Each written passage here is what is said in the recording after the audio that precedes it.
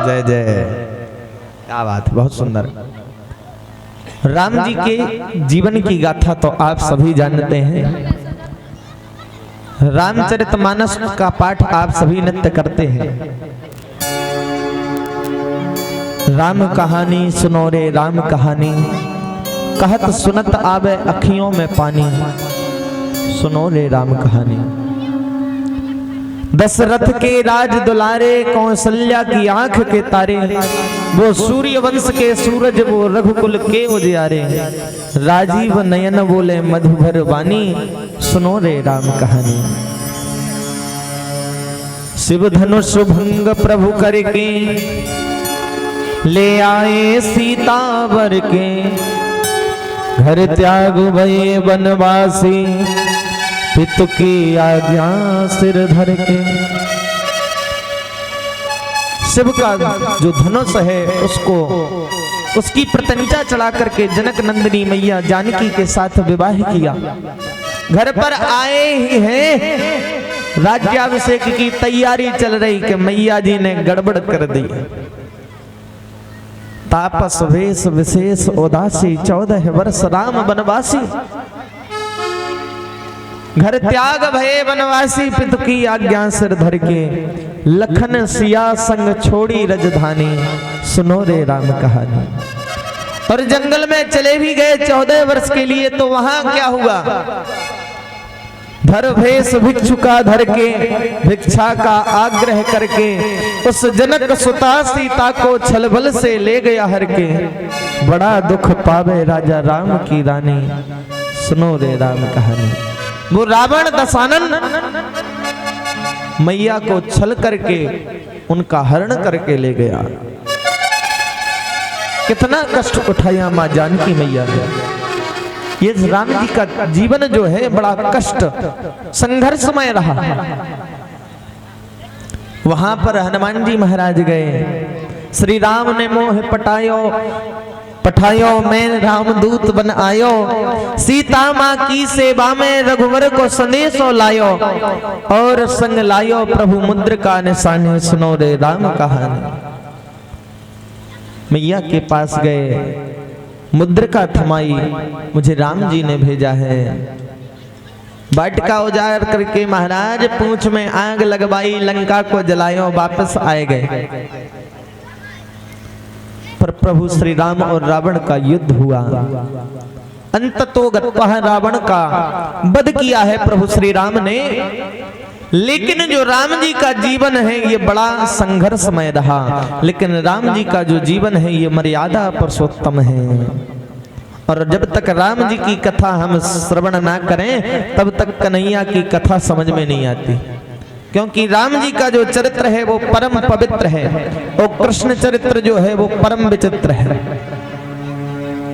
और भोले बाबा का चरित्र जो है वो तो विचित्र से भी विचित्र है। हाँ भैया, कब किसको कैसा क्या वरदान दे दें और उस वरदान में खुद फंस जाएं, कुछ कहा ना जाए।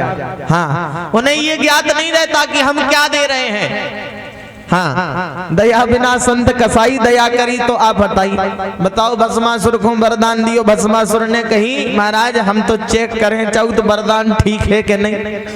हाँ, आपका वरदान काम कर रहा है या नहीं, आपके सर के ऊपर हाथ रख के देखना चाहते हैं। शंकर भगवान खुद फंस गए। बताओ, छिपते फिरे, नारायण से प्रार्थना की, तब जाकर के महाराज मोहिनी रूप धारण किया। कितनी सुंदर व्यवस्था। आइए आगे कृष्ण चरित्र में प्रवेश करते हैं। बोलिए भक्तवत्सल भगवान की। नवम स्कंद में ही एक श्लोक में रामचरितमानस की कथा है, और सूक्ष्म रूप में ही भगवान कन्हैया की कथा कही भगवान श्री सुखदेव जी महाराज ने। लेकिन सुखदेव जी महाराज से परीक्षित ने कहा, कथितो वंश विस्तारो भवता सोम सूर्ययो, राज्ञां चोभय वंशानां चरितं परमाद्भुतम्।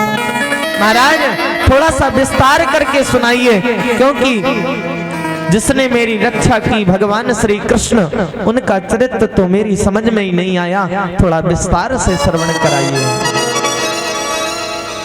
श्री सुखदेव जी महाराज कहते हैं परीक्षित, आज तुम्हें चौथा दिवस है और तुम्हें भूख प्यास कुछ नहीं लगी, नित्य निरंतर 24 घंटे कथा सुन रहे परीक्षित महाराज। 4 घंटे में आप सभी तो महाराज टहल के आए, कमर सीधी कर ले, हाथ पैर पसार लें, पानी पियाएं, लघु शंका के लिए भी चले जाएं। लेकिन परीक्षित महाराज और श्री सुखदेव जी महाराज अनवरत 24 घंटे नित्य निरंतर कथा सुन रहे हैं। सुखदेव जी कथा कह रहे हैं और परीक्षित जी कथा सुन रहे हैं। परीक्षित कहते हैं नहीं नहीं, नए साति दुस्सहा चुनमाम त्यक्तोदम पिवादते पिबंतम तुम मुखाम भोजो अच्युतम हरि कथा अमृतम। महाराज मुझे भूख प्यास कुछ नहीं लगती, क्यों? क्योंकि आप जो हरि की कथा का पान करा रहे हैं, इससे हमारी भूख और प्यास शांत हो गई है। अब भूख नहीं लगती है और ना ही प्यास लगती है, आप तो बस कथा सुनाते जाओ। आज जो है महाराज चंद्रवंश का वर्णन किया है। चंद्रवंश में बड़े प्रतापी राजा हुए हैं, ययाति, सरयाति, नहुष। इसी वंश में महाराज एक सूरसेन नाम के राजा हैं और एक उग्रसेन नाम के राजा हैं। सीधी कथा पर आते हैं क्योंकि अभी भी जन्म में समय लगेगा। उग्रसेन महाराज की पत्नी का नाम है पवन रेखा। इनके गर्भ में एक शिशु पल रहा है। जंगल में गए हैं एक संत के दर्शन के लिए। रास्ते में इनकी जो पत्नी है पवन रेखा के गर्भाशय पर दुर्मिल नामक राक्षस की छाया पड़ गई, इसलिए जो गर्भ में शिशु था वो राक्षस प्रकृति का हो गया। जब उसका जन्म हुआ महाराज तो वह ब्राह्मण आए, ब्राह्मणों ने नामकरण संस्कार किया। ये तो तुम्हारे कुल को कलंकित करने वाला होगा, ये तो बड़ा दुष्ट प्रकृति का बालक होगा। तो आज उग्रसेन महाराज ने कांस में लपेट करके महाराज नदी में प्रवाहित कर दिया। थोड़ा सा और समय लगेगा मैया, मात्र 10 मिनट बाद भगवान जी का जन्मोत्सव हम मनाएंगे और फिर जैसी आप लोगों की इच्छा। भगवान जी को जन्म नाए भयो और आप सब चल दिए तो अच्छी बात है। आज जो है उग्रसेन महाराज ने जिस बालक को बहाया, सूरसेन महाराज जल पर नदी में स्नान करने के लिए आए थे, उन्होंने कांसे में लपटे हुए उस बालक को देखा तो अपने घर पे ले आए। सूरसेन महाराज के पुत्र का नाम है वसुदेव। वसुदेव क्षमा करना, वसुदेव नाम है। ये दोनों साथ में रहे, साथ में विद्या अध्ययन किया, बड़े हो गए। क्रीड़ा करते करते इनकी बड़ी अच्छी मित्रता है। आज जो है रास्ते से कंस चला जा रहा था, 2 हाथी मदमस्त होकर के चले आ रहे थे। कंस ने उन दोनों हाथियों की सूंड को पकड़ा और इस प्रकार घुमाया, जैसे ही फेंका तो महाराज जरासंध के आंगन में जाकर के दोनों हाथी गिरे। जरासंध ने विचार किया, भाई ये इतना बलशाली काम किसने किया है? अरे इससे तो मित्रता कर लेनी चाहिए, इसे तो अपना संबंध जोड़ लेना चाहिए। पता चला कि यह काम कंस ने किया है। कंस बड़ा शूरवीर है। कंस को जैसे ही पता चला कि मेरे पिता तो उग्रसेन हैं, आज उग्रसेन के पास गया है मथुरा नगरी और स्वयं राज्य स्थापित कर लिया, स्वयं राज्य करने लगा। इसका विवाह जरासंध की 2 पुत्रियां हैं, अस्ति और प्राप्ति, जिसके साथ कंस का विवाह हुआ।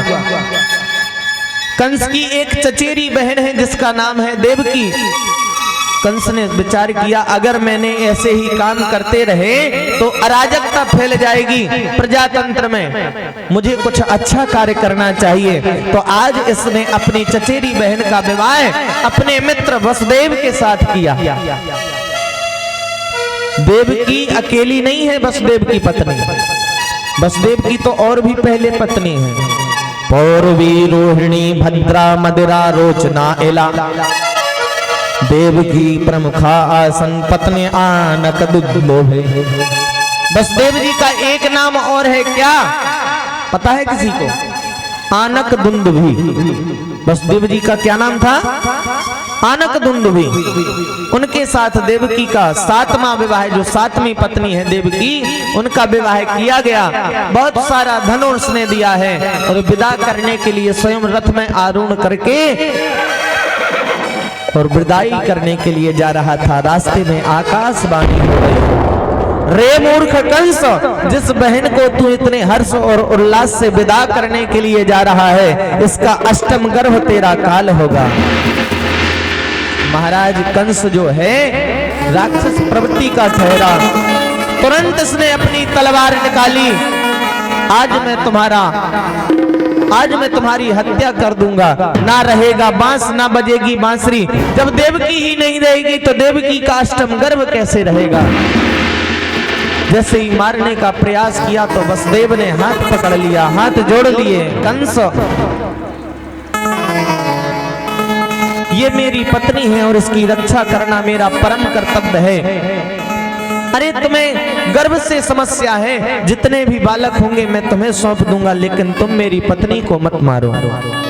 प्यारे, 7-5 वचन चक्कर तो लगा ले, लेकिन उन वचनों को याद रखना बहुत बड़ी बात है। शायद ही है किसी को 7-5 वचन याद हो, है किसी को याद? सुन करके सब भूल जाते हैं क्या लिए थे हमने वचन। लेकिन वसुदेव जी ने कहा है, मैंने प्रतिज्ञा की है, मैंने वचन दिया है कि हर स्थिति में परिस्थिति में मैं तुम्हारी रक्षा करूंगा। इसलिए कंस, तुमसे मेरी एक विनम्र निवेदन है, क्या तुम देवकी को मत मारो, तुम गर्भ के जितने भी पुत्र होंगे वो तुम लेते जाना। आज जो है देवकी और वसुदेव को कारागार में डाल दिया गया। महाराज समय बड़ा, सबसे पहले पुत्र का जन्म हुआ, कीर्तिमान नाम रखा गया। कीर्तिमंतम प्रथमजम, पहले पुत्र का नाम क्या है? कीर्तिमान।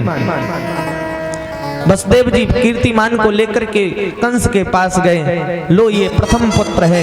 कंस ने मना कर दिया, मुझे पहले से दिक्कत नहीं है, अष्टम गर्भ से समस्या है। नारद जी आए हैं, नारद जी ने कंस को भ्रमित कर दिया। हाँ, अगर कदाचित तो नारायण ने पीछे से गिनती कर ली तो ये 8वां हो जाएगा कि नहीं? कंस की समझ में आया, ओहो ये तो बड़ा छलिया है, कुछ भी कर सकता है। आज जो है कंस ने उस कीर्तिमान को लेकर के आए और पत्थर पर उसको पटक करके उसका प्राणांत कर दिया। एक एक करके महाराज 6 पुत्रों को कंस ने मार दिया। 7वां पुत्र जो है माया के प्रभाव से शेषावतार बलभद्र जी महाराज रोहिणी मैया के गर्भ में स्थापित किए गए और अष्टम गर्भ में, अष्टम अवतार में स्वयं साक्षात भगवान श्री नारायण कृष्ण के रूप में पधारे हैं। कारागार में चतुर्भुजी रूप में प्रकट हो गए। बोलिए भक्त वत्सल भगवान की जय। सबसे पहले जब भगवान पधारे तो सभी देवताओं ने स्वागत किया है। आइए हम आप भी भगवान का स्वागत करें थोड़ा सा। स्वागतम कृष्णा सुस्वागतम कृष्णा, स्वागतम कृष्णा स्वागतम कृष्णा, स्वागतम सुस्वागतम शरणागतम कृष्णा, स्वागतम सुस्वागतम शरणागतम कृष्णा, स्वागतम कृष्णा सुस्वागतम कृष्णा, स्वागतम कृष्णा शरणागतम कृष्णा।